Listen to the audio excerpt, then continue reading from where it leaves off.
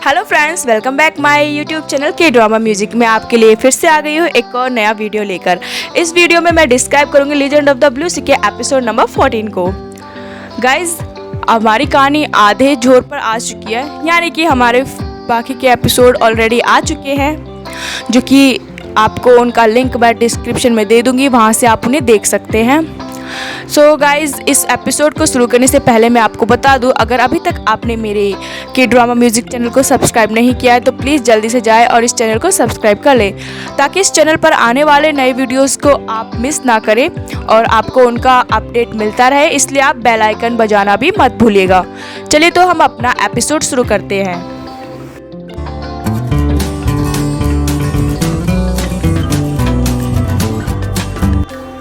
Guys, हमने last episode में देखा था कि किस तरह सरदार जलपरी को पकड़ने के लिए जाल डालता है और जलपरी उस जाल में फंस जाती है। लेकिन तभी वहाँ पर दामरोंग आ जाता है जलपरी को बचाने के लिए। वह जलपरी को तो बचा लेता है, लेकिन वो भाला जो कि सरदार जलपरी को मारने के लिए फेंकता है वो दामरोंग को लग जाता है। वह भाला जहरीला होता है, जिसकी वजह से दामरोंग की मौत हो जाती है। लेकिन जब जलपरी देखती है कि दामरोंग मर चुका है तो जलपरी उस भाले को पुश करती है और उसे अपने आप को भी मार लेती है, जिससे कि दिखाया जाता है कि दामरोंग और जलपरी दोनों ही मर चुके हैं। ये वहाँ पर दिखाया जाता है कि दामरोंग और सेवा दोनों ही मर चुके हैं। हुजुंजे, जो कि हिप्नोटाइज होने के बाद यह सब कुछ सपने में देख रहा होता है, यह उसके पास्ट की लास्ट मेमोरीज होती है, जिसमें कि जुंजे को साफ दिखाई देता है कि पास्ट में किस तरह से जलपरी यानी कि सेवा और दामरोंग की मृत्यु हुई थी। ये सब कुछ देखने के बाद जुंजे अपने आप पर कंट्रोल नहीं कर पाता और वह काफ़ी इमोशनल हो जाता है और उसकी आंखों से आंसू बहने लग जाते हैं। फिर दिखाया जाता है कि वह सब कुछ डॉक्टर को बताता है कि मैं उसे प्रोटेक्ट नहीं कर पाया, मैं उसकी जान नहीं बचा पाया। आगे दामरोंग कहता है कि जलपरी ने अपना वादा पूरा किया, कि उसने अपना वादा निभाया और उसने दूसरे जन्म में भी मुझे ढूंढ लिया, और यहाँ की मैं उसे पहचान भी नहीं पाया था स्टार्टिंग में। कहता है कि मैं सब कुछ भूल चुका था और बस मैंने उसे रुलाया है। तभी दिखाया जाता है कि मादिया भी वहाँ पर पहुँच जाता है, लेकिन मादिया गेट के बाहर ही खड़ा हुआ रहता है और वो जुंजे और डॉक्टर की सारी बातों को सुन लेता है। फिर वहाँ पर आगे दिखाया जाता है कि जब जुंजे और डॉक्टर आपस में बातें कर रहे थे तो बाहर खड़ा होकर मादिया सब कुछ सुन रहा होता है। तो वहाँ पर डॉक्टर जुंजे से कह रहा होता है कि तुम्हारा प्यार ही उसकी मौत का कारण रहा है। हो सकता है कि जहाँ से वह आई है, अगर तुम्हें उसे वहाँ पर वापस भेज दो तो उसकी जान बच सकती है और वो ना मरे। तुम इस ट्रेजेडी को होने से इस तरह से रोक सकते हो। इस बात पर जुंजे डॉक्टर से कहता है कि हमारा दोबारा मिलना और हमारा दोबारा जन्म लेना, हो सकता है यह भगवान का कोई इशारा हो कि जिससे कि जो पास्ट में हमारे साथ हुआ था उसे मैं इस बार चेंज कर सकूं, और मैं ऐसा दोबारा नहीं होने दूंगा। इस बार ऐसा कुछ भी नहीं होगा जिस तरह से पास्ट में हमारे साथ हुआ था। ये सारी बातें मादिया बाहर खड़े होकर सुन रहा होता है। फिर हम अगले सीन में देखते हैं कि जुंजे हॉस्पिटल से घर वापस आ जाता है और वह वापस आकर वहाँ पर जलपरी को ढूंढता है घर में। तो उस पर वहाँ पर नामदो जुंजे से कहता है कि वो घर पर नहीं है। फिर दिखाया जाता है कि जुंजे जलपरी को ढूंढने के लिए घर से बाहर चला जाता है। जुंजे के वहाँ से जाने के बाद नामदो कहता है ये तो पागल हो गया है प्यार में पूरी तरह, ये तो अंधा हो गया है। फिर वहीं पर हमें दिखाया जाता है कि जुंजे पागलों की तरह रास्ते में जलपरी को ढूंढ रहा होता है। वह हर जगह ढूंढ रहा होता है और भटक रहा होता है कि जलपरी कहाँ पर है। फिर आखिर में जुंजे को जलपरी उस पिंक ऑक्टोपस वाली जो वो होती है मशीन, वहाँ पर उसे मिलती है। वो झट से जाता है और जलपरी को गले लगा लेता है। जैसे ही वो जलपरी को गले लगाता है तो इस पर जलपरी उससे कहते हैं क्या हुआ, तुमने फिर से कोई बुरा सपना देखा है? तो इस पर जुंजे कहता है कि वो सब अब खत्म हो गया, अब मुझे कभी दोबारा से बुरे सपने नहीं आएंगे। फिर वहाँ पर दिखाया जाता है कि उसे याद आता है कि किस तरह से जलपरी का अंत हुआ था पास्ट में। फिर वहाँ पर दिखाया जाता है कि हुजुंजे जलपरी से पूछता है कि ऐसा कुछ है जो तुम करना चाहती हो, कहीं जगह पर जाना चाहती है? तो चलो ठीक है, आज हम वो सब कुछ करेंगे जो तुम करना चाहती हो।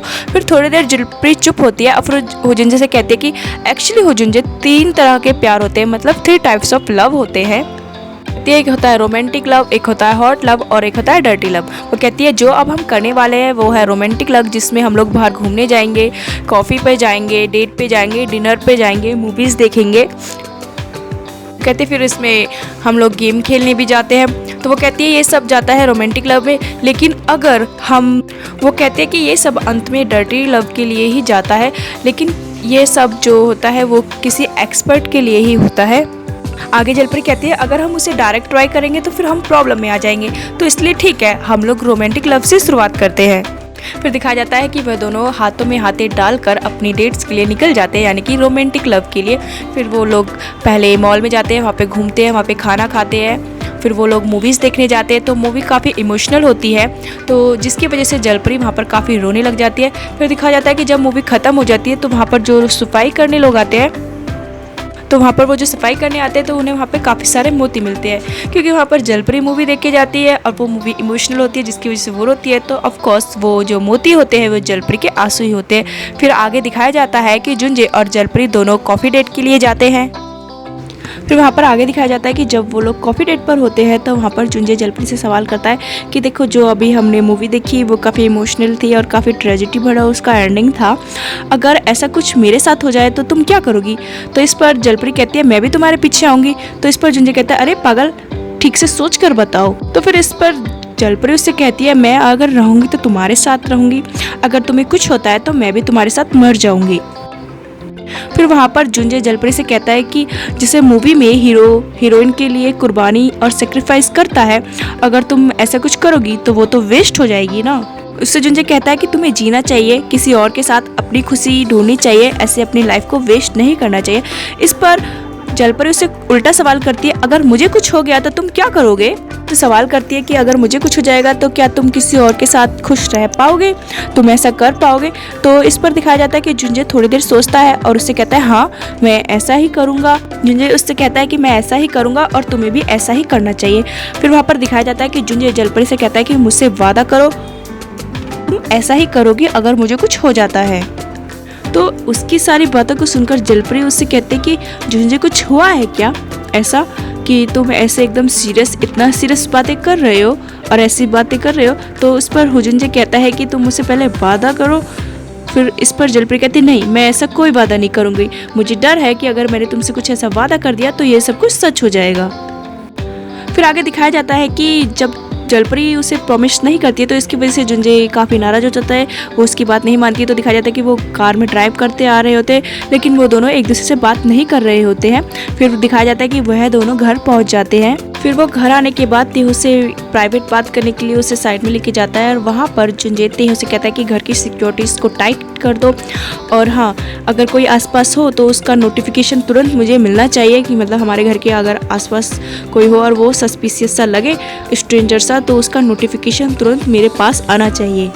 जब ये सब कुछ जुंजे तीहो से कह रहा होता है तो तीहो उस पर सवाल करता है कि ये सब कुछ क्या महादेव की वजह से तुम करने को बोल रहे हो। वहीं दूसरी तरफ दिखाया जाता है कि बाहर जलपरी से नामदो पूछ रहा होता है कि क्या तुम दोनों झगड़ा करके आए हो। तो इस पर जलपरी कहती है कि जुंजे बहुत अजीब सा बिहेव कर रहा है, वो कहती है कि शायद उसे कुछ हो गया है, वो बहुत अजीब सा और वियर्ड सा बिहेव करा।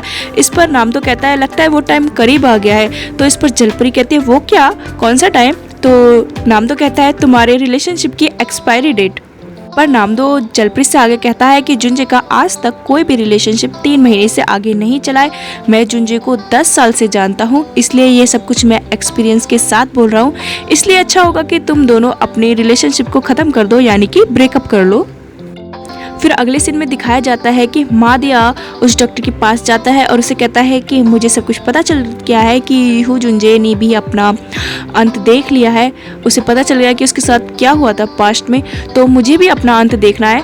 तो वहाँ पर दिखाया जाता है कि डॉक्टर उसे हिप्नोटाइज कर देता है, लेकिन जब हिप्नोटाइज होने के बाद उसकी आंखें खुलती है तो एकदम से वो कहता है मैंने नहीं किया था, ये मैंने नहीं मारा है जलपरी और हुजुंजे को। इस पर डॉक्टर से सवाल करता है कि तुमने फिर क्या देखा है। डॉक्टर सवाल करता है कि फिर किसने मारा उन दोनों को, कौन था वो, क्या देखा तुमने। फिर हमें अगले सीन में दिखाया जाता है चिहुन जो कि बिल्कुल चेंज हो चुका है अपने बिहेवियर से भी और लुक से भी। वो काफ़ी सारे लोगों के साथ अपने ऑफिस में मीटिंग के लिए जा रहा होता है। वहाँ पर बोर्ड मीटिंग के सारे हेड होते हैं। वहाँ पर वो कहता है कि आज के बाद जो भी फैसले और डिसीजन लिए जाएंगे वो सब कुछ मैं लूँगा। फिर वहाँ पर जो बाकी सारे मेंबर्स होते हैं मीटिंग में, वो उससे सवाल करते हैं कि तुम्हारे फादर कैसे हैं। तो इस पर चिहुन उनसे कहता है कि वो अब बिल्कुल ठीक है और वो अपने फ्रेंड्स के साथ बाहर गए हैं ट्रिप पर, और आज से जो भी फैसले होंगे वो सब मैं करूँगा क्योंकि वो इस कंपनी को मेरे ऊपर छोड़ के गए हैं। फिर हमें आगे दिखाया जाता है कि चिहुन ऑफिस के बाद अपने फादर से मिलने के लिए जाता है और वह वहाँ पर अपने फादर से कहता है कि आप यहीं पे रहिए और कुछ टाइम आराम कीजिए।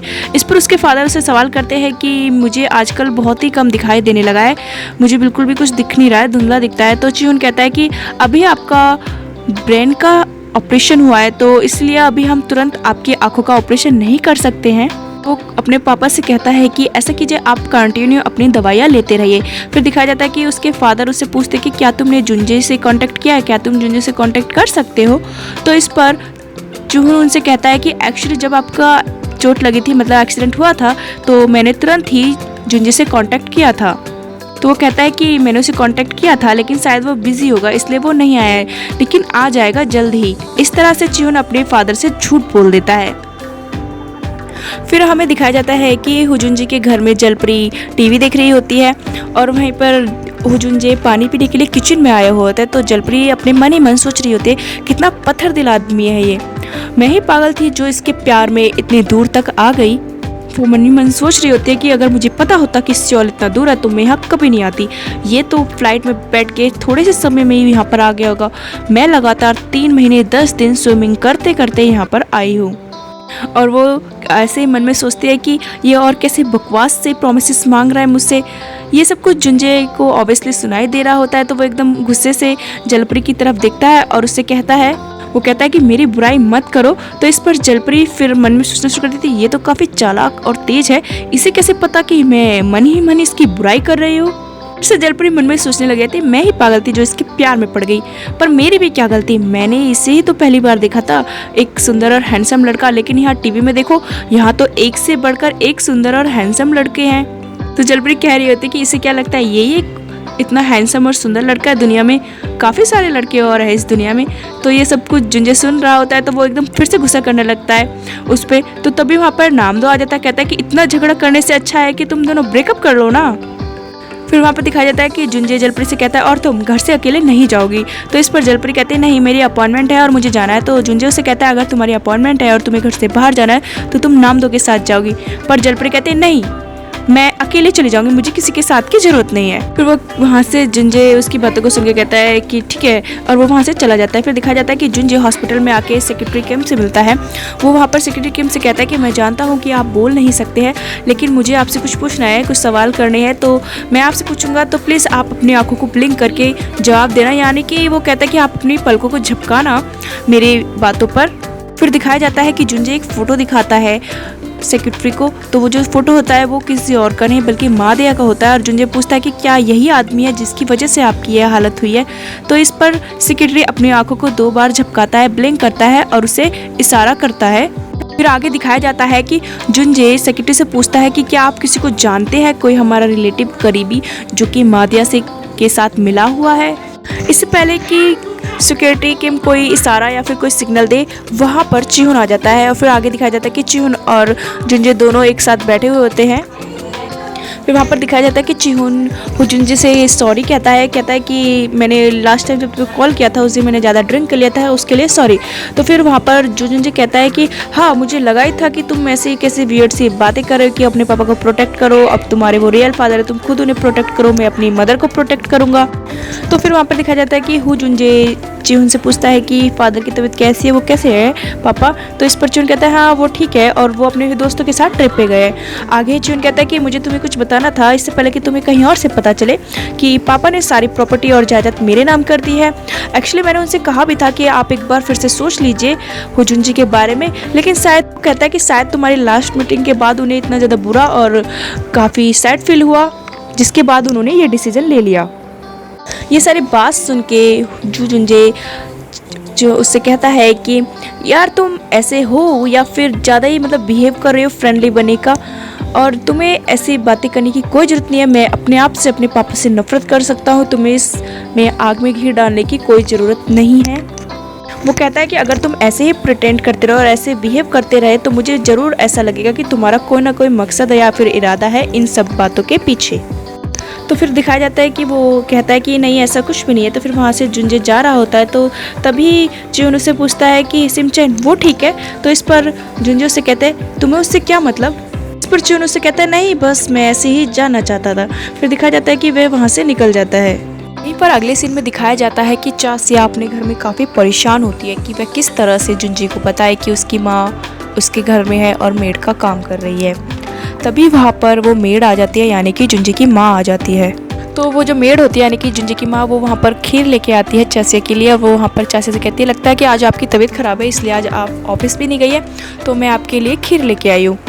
तो इस पर चासिया कहती है, अरे सॉरी, मेरी वजह से आपको काफ़ी ज़्यादा तकलीफ उठानी पड़ी, लाइए दीजिए, मुझे दीजिए। तो वो उनसे ऐसे बोलने लग जाती है।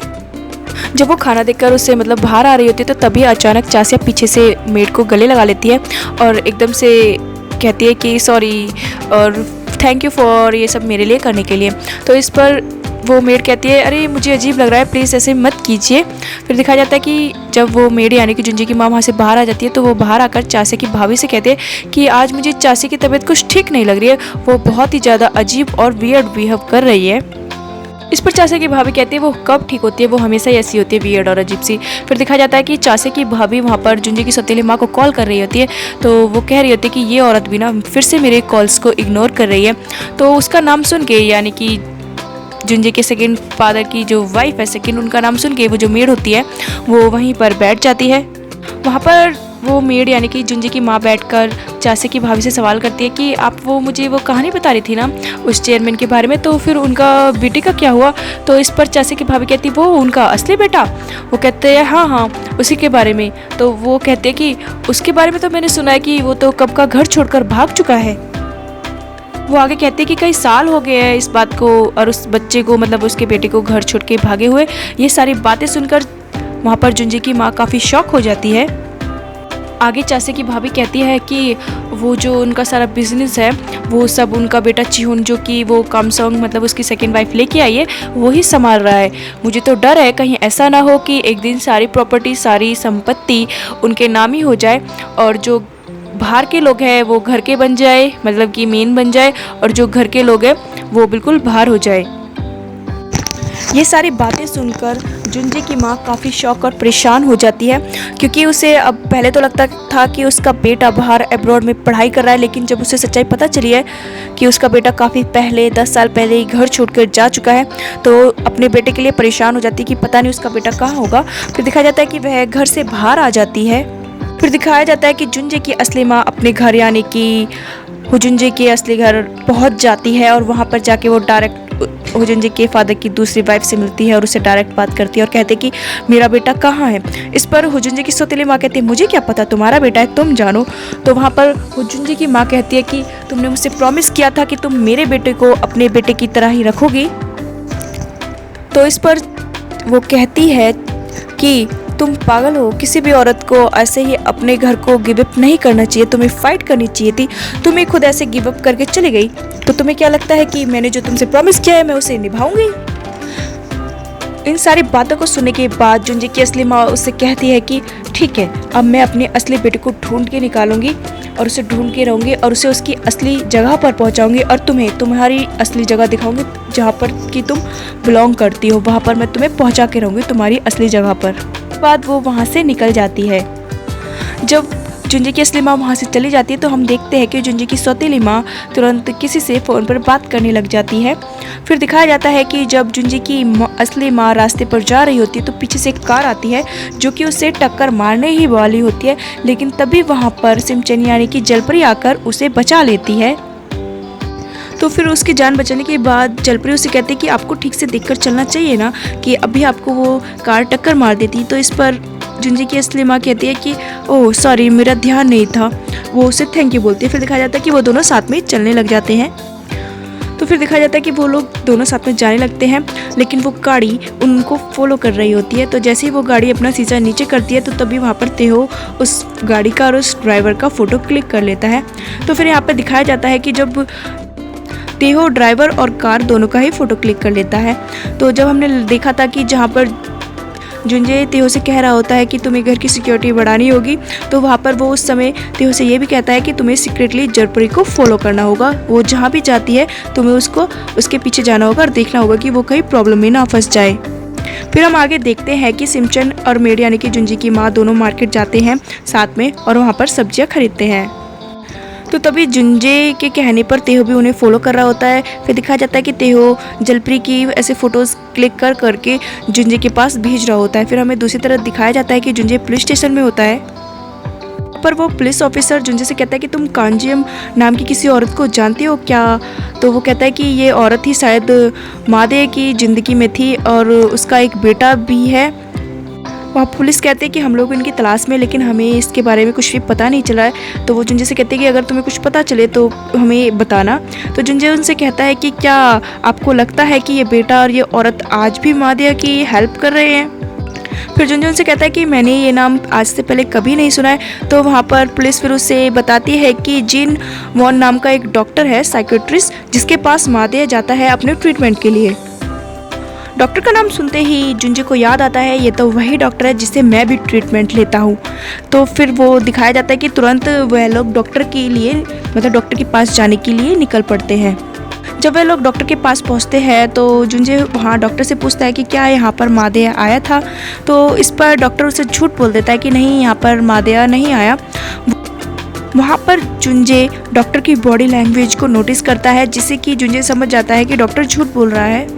तो फिर हमें अगले सीन में दिखाया जाता है कि मेड और यानी कि जुंजे की माँ और जलपरी जा रहे होते हैं। तो वो अपने घर जा रही होती है मेड, तो वहाँ पर घर के बाहर वो खड़ी होती है तो एकदम वो सवाल करती है जलपरी की क्या ये चासिया का घर है? तो इस पर वो मेड कहती है हाँ ये चासिया का घर है और मैं यहीं पे काम करती हूँ और यहीं पे रहती हूँ।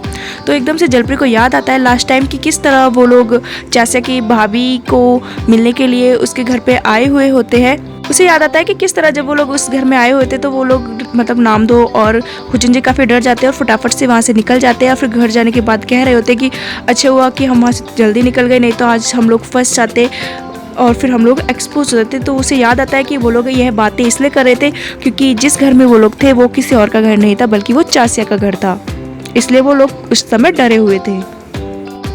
तभी वहाँ पर दिखाया जाता है कि मेड अपने घर में अंदर चली जाती है, मतलब चासिया के घर में, और फिर जलपरी भी अपने घर की तरफ जा रही होती है। तो तेहो जो उन्हें फॉलो कर रहा होता है वो उस घर का फ़ोटो निकालता है और वहाँ से जाने ही वाला होता है कि तभी वहाँ पर चासिया आ जाती है और उसे कहते हैं कि क्या तुम मुझे इतना मिस कर रहे हो? वो वहाँ उससे सवाल करती है कि मुझे इतना ज़्यादा मिस कर रहे हो कि तुम मेरे घर का तस्वीर ले रहे हो, मतलब फ़ोटो ले रहे हो, क्या करने वाले हो तुम मेरे घर का फ़ोटो के साथ? चाचा की बात सुनकर उससे तेहो कहता है नहीं नहीं ऐसा कुछ नहीं है, तुम्हें कोई मिसअंडरस्टैंडिंग हुई है। तो इस पर चाचा कहती है अरे देखो मैंने तुमसे कहा था ना क्लियर कि मेरे दिल में तुम्हारे लिए तुम्हें लेकर कोई भी ऐसी फीलिंग नहीं है, तो प्लीज़ तुम इतना ज़्यादा एफर्ट मत करो, ऐसे मत करो।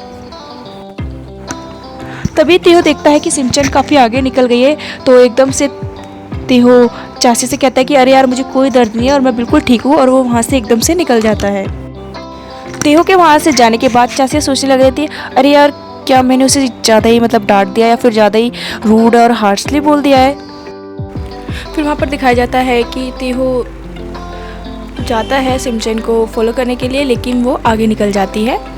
फिर आगे सीन में दिखाया जाता है कि जुंजे पुलिस से कहता है कि आप लोग चलिए मैं अभी आता हूँ थोड़ी देर में।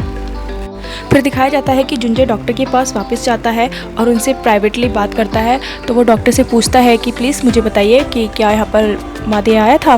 तो फिर डॉक्टर कहता है हाँ यहाँ पर मादिया आया था, कल आपके जाने के बाद तुरंत यहाँ पर मादिया आया था। जिस तरह से आपने अपने पास्ट के अंत को देखा था उसी तरह मादिया ने भी देखा था, लेकिन मादिया कह रहा था कि जब वो होश में आता है तो मादिया कहता है कि उसने कुछ नहीं किया। तो इस पर जुंजे उससे पूछता है कि क्या अगर मादिया ने नहीं मारा हम दोनों को पास्ट में तो फिर किसने मारा है, क्या आपको पता है? तो इस पर डॉक्टर कहता है कि ये तो मुझे नहीं पता क्योंकि उसने नहीं बताया, लेकिन मैं आपसे कहता हूँ कि जो लड़की है अगर आपको उसे सेव करना है, उसकी जान बचानी है, तो प्लीज़ आप उसे वहाँ पर वापस भेज दीजिए जहाँ से वो आई है। फिर आगे दिखाया जाता है कि वो वापस आता रहता है तो उसे तेहो का मैसेज आता है जिसमें लिखा होता है कि पता नहीं जलपरी कहाँ पे चली गई है, वो मेरी आंखों के आगे से ओझल हो गई है। तो इस मैसेज को पढ़ने के बाद जुंजे पुलिस से कहता है प्लीज़ फास्ट कार चलाइए, मुझे जल्दी से जल्दी घर पहुंचना है। वहीं दूसरी तरफ दिखाया जाता है कि वह लगातार जलपरी को कॉल्स ट्राई कर रहा होता है, लेकिन वहाँ पर फिर दिखाया जाता है कि जलपरी फ़ोन उठाती है तो वो सोचती है कि जुंजे का फ़ोन है, तो वो एकदम बोलती है हेलो जुंजे, लेकिन पता चलता है कि वो फ़ोन जुंजे का नहीं होता, वो चिहुन का होता है। तो दिखाया जाता है कि फ़ोन पे चिहुन होता है, तो वो उससे कहता है कि मैं चिहुन बोल रहा हूँ और मैं आपके घर पे आया हूँ, मुझे आपसे मिलना है। तभी दिखाया जाता है कि जलपरी भी घर पहुँच ही जाती है, तो वो दोनों एक दूसरे को देखते हैं। फिर वहाँ पे दिखाया जाता है कि वो दोनों खाना खाने के लिए एक साथ बाहर चले जाते हैं। तो चिहुन वहाँ पे देखता है कि लगातार जुंजे की कॉल जलपरी के फ़ोन पर आ रही होती है, तो फिर वो जलपरी को फ़ोन को स्विच ऑफ कर देता है। फिर आगे दिखाया जाता है कि वो दोनों खाना खाकर घर वापस आ रहे होते हैं। तभी वहाँ पर दिखाया जाता है कि जब वो वापस आ रहे होते खाना खाकर, तो वहाँ पर जुंजे उन दोनों को साथ में देखता है। तो वहाँ पर जुंजे जलपरी से कहता है कि तुम अंदर जाओ, जल्दी से जुंजे जलपरी को अंदर भेज देता है। फिर उसके बाद दिखाया जाता है कि जुंजे चिहुन से कहता है कि तुम इससे दूर रहो, अच्छा होगा कि तुम चिमसन से दूर रहो। फिर दिखाया जाता है कि जब जलपरी अंदर जाती है तो वहाँ पर नामदो उससे पूछता है कि क्या हुआ है, ये फिर से इतना नाराज़ और इतने गुस्से में क्यों है। तो इस पर जलपरी कहती है पता नहीं इसे क्या हुआ है, मैं तो बस अभी इसके भाई से चिहुन से मिलके आई हूँ। फिर वहाँ पर नामदो कहता है क्या उसका भाई, लेकिन जुंजे और उसका भाई तो कांटेक्ट में नहीं है। फिर वहाँ पर आगे दिखाया जाता है कि जलपरी के सीने में दर्द उठता है।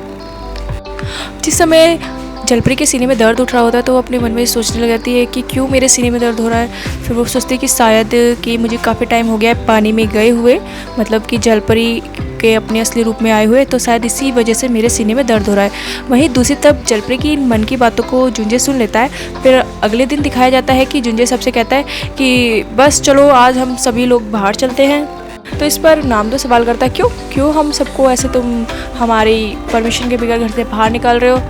तो इस पर नार का ऑनर मैं हूँ, जैसा मैं कह रहा हूँ वैसा ही होगा। फिर दिखाया जाता है कि वह ज़बरदस्ती तेहो और नामदो को घर से बाहर निकाल देता है और फिर जुंजे खुद भी घर से बाहर चला जाता है, क्योंकि अब सब घर से बाहर जा चुके हैं। नामदो, तेहो और जुंजे, सिर्फ घर में अकेली जलपरी है। तो फिर रात के समय पे जिस तरह से जलपरी के सीने में दर्द हुआ था क्योंकि वो काफ़ी समय से पानी में नहीं गई थी, तो फिर वो उस मौके का फ़ायदा उठाती है और वो पानी में चली जाती है। पानी में जाने के बाद जलपरी अपने असली रूप में आ जाती है। जिस समय जलपरी पानी में होती है तो दिखाया जाता है कि वहाँ पर नामदो आ जाता है। जलपरी नामदो को वहाँ देखकर एकदम शॉक हो जाती कि अब तो उसके जो राज है, मतलब मरमेड होने का, वो खुल जाएगा, पर्दाफाश हो जाएगा। तो नामदो वहाँ पे आता है और एकदम से उसे कहते हैं अरे यार तुमने ये क्या कॉस्ट्यूम पहना हुआ है, अजीब सा है, मैं तो तुम्हें सोच रहा था कि तुम एक जलपरी हो। तभी नामदो को याद आता है कि किस तरह से डॉक्टर कहता है कि जो हड्डी 6 हफ्तों में जुड़ने वाली है वो पता नहीं इस लड़के की कैसे एक ही हफ्ते में जुड़ गई। फिर नामदो को याद आता है वो मोती, यानी कि जो उसके आंसू से बने होते हैं। इसी तरह नामदो को सारी बातें याद आने लग जाती है। फिर एकदम नामदो कहते हैं अरे वाह, सच में तुम एक जलपरी हो यार, हमारी तो लॉटरी लग गई, तुम एक जलपरी हो। तो तभी उसकी इन सारी बातों को सुन के थोड़ा सा जलपरी डर जाती है, लेकिन जलपरी फिर नामदो से कहती है क्या तुम मुझे वो गाउन दोगे, मतलब मेरे कपड़े दोगे। तो वहाँ पर दिखाया जाता है वो उसे उसके मतलब उस गाउन को पास कर देता है। जब जलपरी उस गाउन को पहन के पानी से बाहर आ जाती है तो उसके पैर आ जाते हैं। फिर उस पर नामदो कहता है कि अरे वाह, क्या ऐसा होता है कि पानी के अंदर जाओ तो टेल आ जाती है और पानी से बाहर आओ तो पैर आ जाते हैं। वो कहता है यार ये तो बहुत अजीब है। फिर वहाँ पर नामदो कहता है अरे यार हमें तो लास वेगास जाना चाहिए, वहाँ पर तुम्हारा शो करना चाहिए, द मरमेड शो। तो वहाँ पर नामदो कहने लगता है कि अगर हम ऐसे शो करेंगे तो हमारे पास तो सिर्फ पैसा ही पैसा होगा, हमारी सारी प्रॉब्लम्स दूर हो जाएगी। नामदो की ये सारी बातें सुनने पर सिमचन काफ़ी डर जाती है और फिर वो सोचती है कि क्यों ना मैं इसकी मेमोरीज को इरेज कर दूँ। तो फिर वहाँ पर दिखाया जाता है कि जलपरी नामदो के साथ हैंडशेक करती है और उसकी सारी मेमोरीज को इरेज कर देती है। लेकिन तभी जलपरी को याद आता है कि उसे हुजुंजे के बारे में नामदो से पूछना है। तो वो नामदो की याददाश्त फिर से वापस लाती है और फिर उससे सवाल करती है कि क्या तुम हुजुंजे को बताओगे मेरी असलियत के बारे में। तो इस पर नामदो कहता है ज़रूर, ऑफ कोर्स, उसे तो पता ही होना चाहिए कि तुम एक जलपरी हो। यहाँ पर फिर जलपरी उससे सवाल करती है कि जिस तरह से तुम रिएक्ट कर रहे हो मेरी सच्चाई जानने पर, क्या जुंजे भी ऐसे ही रिएक्ट करेगा। तो इस पर नामदो कहता है अरे हाँ, वो तो मुझसे भी गया गुजरा है, वो तो तुम्हें देखकर डर के भाग ही जाएगा। नामदो की ये बातें सुनने के बाद जलपरी फिर से उसकी सारी मेमोरीज को इरेज कर देती है। फिर दिखाया जाता है कि शाम के टाइम पे सभी लोग एक साथ डिनर कर रहे होते हैं, मतलब खाना खा रहे होते हैं। तो वहाँ पर नामदो जुंजे से कहता है कि यार मुझे कुछ तो है, कुछ तो बात थी जो तुम्हें बतानी है, कुछ याद नहीं आ रहा, कुछ जैकपॉट जैसा, मतलब कुछ है जो कि मुझे तुम्हें बताना है। तो वहीं पर जलपरी उसकी बातों को सुनकर अपने मन में सोचना शुरू कर देती, क्या मैंने अच्छे से नामदो की मेमोरीज़ को इरेज नहीं किया है, क्या मैंने उसे मतलब मेमोरीज़ को पानी के अंदर नहीं बल्कि ज़मीन पे किया है, तो क्या वो अच्छे से इरेज नहीं हुई है। तो इन सारी बातों को जुंजे सुन लेता है और फिर उसे आइडिया हो जाता है कि नामदो किस बारे में कहना चाह रहा है, कि शायद नामदो को सच्चाई पता चल गई जलपरी के बारे में कि वो जलपरी है, इसीलिए उसने उसकी मेमोरीज़ को इरेज कर दिया है। तो फिर दिखाया जाता है कि वो जुंजे जानबूझकर नामदो के सर पर मारता है और उसे कहता है कि क्या बकवास कर रहे हो, क्यों फालतू के खाने के टाइम पे ऐसी बकवास कर रहे हो, चलो चुपचाप खाना खाओ। फिर आगे दिखाया जाता है कि जुंजे को लेकर जलपरी अंदर जाती है। जलपरी उससे कहती है कि हुजुंजे क्या हो गया है तुम्हें, क्या तुम मुझसे अब भी नाराज़ हो, 2-3 दिन से तुम मुझसे ठीक से बात नहीं कर रहे हो, मुझे अवॉइड कर रहे हो। तो इस पर हुजुंजे उससे कहता है कि तुम मुझे वादा करो, अगर मुझे कुछ हो जाता है तो तुम मेरे जाने के बाद अच्छे से रहोगी, ठीक से रहोगी। आगे हुजुंजे कहता है कि अगर तुम मुझे वादा करती हो, प्रॉमिस करती हो, तो तभी मैं तुमसे बात करना शुरू करूँगा। इस पर जलपरी कुछ कहती नहीं है, लेकिन अपने मन ही मन सोचना शुरू कर देती है कि मैं तुम्हें ऐसा कोई भी वादा नहीं कर सकती हूँ हुजुंजे, क्योंकि जब तक तुम ठीक हो तब तक मैं ठीक हूँ। जलपरी आगे कहती है कि जैसे ही तुम्हारी धड़कनें बंद हो जाएंगी तो उसी समय मेरी भी धड़कनें बंद हो जाएंगी। ये सारी बातें जुंजे सुन रहा होता है तो एकदम जुंजे कहता है क्यों, क्या हो रहा है तुम्हें। फिर दिखाया जाता है कि जलपरी अपने मन में सोचती है, तो जलपरी अपने मन में सोचती है कि मैं पानी छोड़कर ज़मीन पर आई हूँ तुम्हारे लिए, मतलब अपने सच्चे प्यार के लिए। अगर मेरा सच्चा प्यार मुझसे दूर हो जाएगा तो फिर मेरे दिल की धड़कनें बंद हो जाएंगी। आगे मन में सोचती है कि जब आपका सच्चा लवर आपको छोड़ के चला जाता है तो आप ज़्यादा देर तक जी नहीं पाते। वो सोचती है कि जब तक तुम जी पाओगे तभी तक मैं जी पाऊँगी, जब तक तुम्हारी सांसें जल रही है तब तक ही मैं जी पाऊँगी, क्योंकि मेरे पास तुम्हारे अलावा जीने का और कोई ऑप्शन नहीं है। ये सारी बातें सुनने के बाद एकदम जुंजे कहता है क्या तुम मरने वाली हो। इस बात को सुनने पर जलपरी उसे कहती है क्या तुम सुन पा रहे हो मेरी मन की बातों को। तो जुंजे वहाँ पे कहता है कि नहीं, ये बात अभी इम्पोर्टेंट नहीं है, तुम मुझे ये बताओ कि क्या तुम मरने वाली हो, तुम्हें कुछ होने वाला है। जलपरी वहाँ पे पूछना शुरू कर देती है कि कब से सुन पा रहे हो तुम मेरे मन की बात, तो बताओ मुझे। तो यहाँ पर जुंजे कहता है तुम मुझे बताओ कि क्या होने वाला है, क्या तुम्हारा हार्ट बंद होने वाला है। इसी के साथ यह 14 एपिसोड यहीं पर समाप्त हो जाता है। सो गाइज, आगे क्या होता है कहानी में, क्या जब जलपरी को पता चलेगा कि जुंजे उसकी मन की बातों को सुन पा रहा था लेकिन उसने उसे नहीं बताया इस बारे में, तो क्या वह उससे नाराज़ हो जाएगी।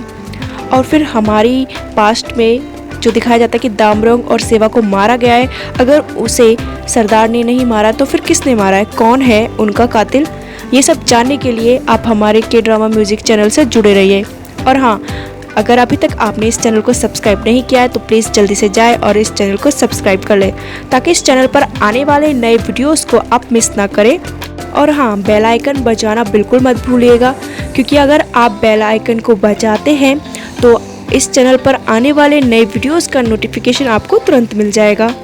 जैसे ही इस चैनल पर कोई नया वीडियो डाला जाएगा उसका नोटिफिकेशन आपके पास आ जाएगा, जिसकी वजह से आप उस वीडियो को जल्दी से जल्दी देख सकते हैं और मिस भी नहीं करेंगे। तो इसलिए गाइज आप बेल आइकन ज़रूर बजाइएगा।